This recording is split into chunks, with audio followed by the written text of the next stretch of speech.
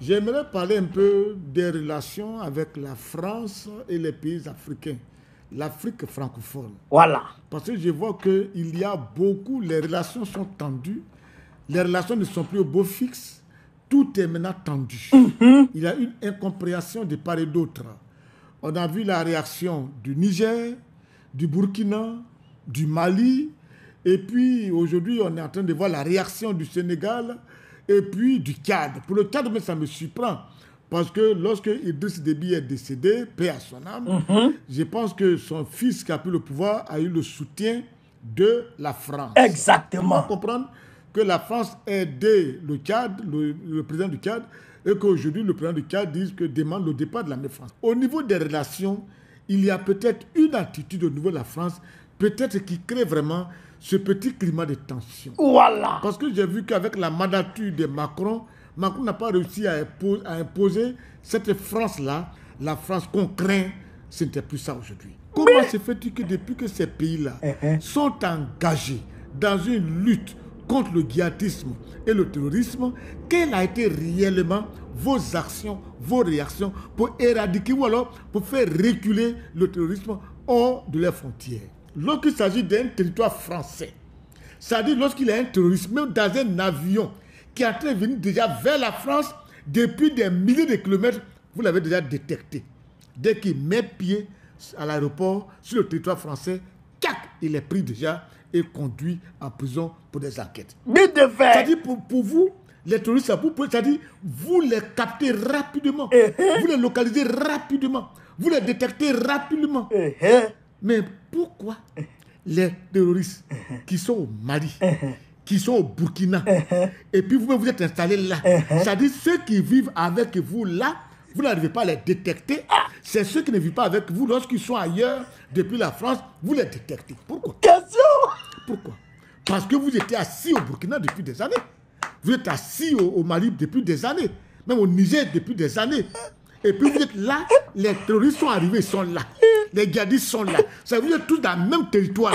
Mais vous n'arrivez pas à les localiser, à les détecter et puis à les saisir, à les mettre aux arrêts, à les capturer. Quand on voit ça, c'est quand même... On n'est pas des enfants. Les gens du Burkina, du Mali, là, ils ne l'ont pas les figures pour aller en haut comme ça. Soyons quand même raisonnables. Donc si ils ont essayé avec vous pendant des années, ça ne va pas, mais ils ont le droit d'aller voir ailleurs. Vous êtes venu aider des gens pour apporter une solution. La solution ne vient pas. Depuis près de 10 ans, qu'est-ce qu'on fait? Si c'est vous-même, qu'est-ce que vous faites? Mais vous allez chercher à voir ailleurs. Trouver d'autres solutions pour sécuriser votre population. C'est ça qu'ils ont fait. Et on est là, ils ne sont pas bons, ils ne sont pas bons. Nous-mêmes qui sommes là, souvent on dit qu'ils ne sont pas bons. Mais dans notre cœur, on réfléchit quand même. On est des êtres humains. Et puis on raisonne. On raisonne. Moi, je suis en Côte d'Ivoire. Souvent, il y a des réactions de la France vis-à-vis du Mali et du Burkina. Souvent, je n'ai pas envie de réagir. Je réagis d'une manière pour vous défendre, vous les Français. Mais intérieurement, là, vous-même, là, qu'est-ce que vous faites? Qu'est-ce que vous faites? Mais oui, on peut se faire accuser les enfants du Mali, les autorités du Mali, les autorités du Burkina, même s'ils sont des enfants, mais s'ils sont des jeunes gens, quand même vous aussi. Ceux qui disent la vérité. Moi, souvent, je m'étais passé ici, là. Je suis avec Alassane Ouattara ici. Je n'ai pas eu souvent de parler sur vous. Il ne faut pas vous aller venir ici, fatiguer Ouattara ici, l'empêcher de travailler, et puis nous, on sera insécurisés. C'est pour ça que souvent, je ne vous dis rien. Parce que je n'ai pas envie de vous choquer. Demain, vous allez mettre ça sur Alassane Ouattara, empêcher le monsieur de travailler, empêcher le monsieur qui est en train de faire ça, venir l'embêter encore ici. C'est pour ça que je m'étais. Si on savait dans mon cœur, je peux vous dire ça. Je peux vous dire ça.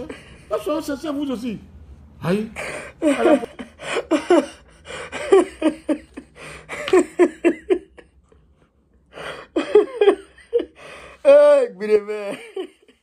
Non, le vieux là, il est fort. il dit, quand lui-même, même quand il attaque l'AES, il sait qu'il défend la France. Parce que c'est la position de la Côte d'Ivoire qu'elle est là. Mais dans son cœur, il sait que lui-même, il a tort.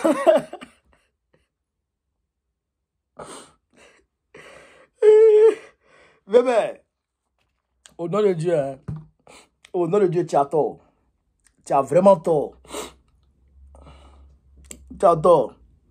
La France, là, On ne peut pas les défendre. On ne peut pas les défendre, Vibert. Mais comme tu as dit, tu es dans le pays de Ouattara. Si tu parles avec d'une manière, ils vont venir embêter Ouattara. C'est pas qu'ils vont venir embêter Ouattara. Ils vont demander à Ouattara de te faire arrêter. Ils vont demander à Ouattara de te faire arrêter. Ils ont fait ça au Niger. Le chef d'état-major, Salifou Modi, ancien chef d'état-major de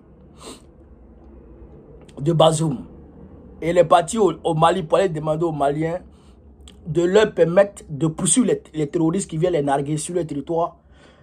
Parce qu'ils viennent les narguer sur le territoire nigérien. Et puis quand les Nigériens les pourchassent, ils rentrent au Mali. Donc eux ne peuvent plus rentrer au Mali derrière eux. Donc les gens ont demandé à Tchiani, comment on appelle ça, leur chef d'état-major, d'aller négocier avec Assimi Goïta, afin qu'Assimi Goïta leur permette de pouvoir les poursuivre au moins sur 10 km en territoire malien. Donc quand Salif Modi est parti là-bas, voir Assimi Goïta dit bon, au lieu de donner 10 km, il te donne 40 km.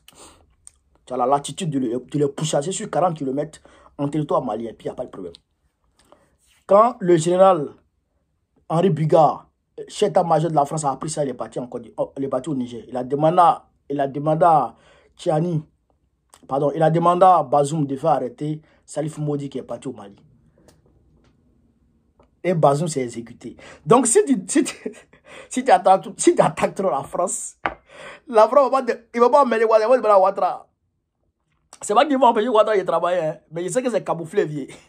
Mais ils vont demander à Ouattara de te faire arrêter. Mais on ne va pas accepter ça. Ça, seulement, Ouattara, il va avoir un dessin. Il va avoir de te faire arrêter. Ça, c'est une réalité, vieux. En tout cas, chaque fois quand il voit des vidéos, j'ai ri jusqu'à... Je traîne par terre, vieux. Chaque fois qu'il voit des vidéos, j'ai ri quand... Tu nous attaques, oh, j'ai ri. Tu nous défends, oh, j'ai ri. C'est-à-dire que tu vas dans le sens du panafricanisme, j'ai ri.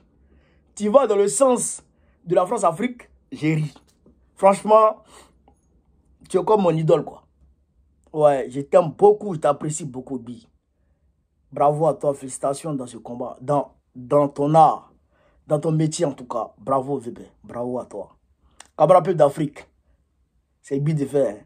C'est le général le plus armé au monde, mais qui n'a jamais balle dans son fusil. Son fusil n'est jamais chargé. Mais il est le plus armé. Il a toujours Kalash quelque part là-bas. Où il est là? Il a son arme à côté. Mais il n'y a pas de balle dedans. Alors, vive l'Afrique libre. Vive le panafricanisme. Vive tous les présidents panafricains. Gbagbo, président de Guadeloupe, Inch'Allah. On est ensemble, les gars. Merci.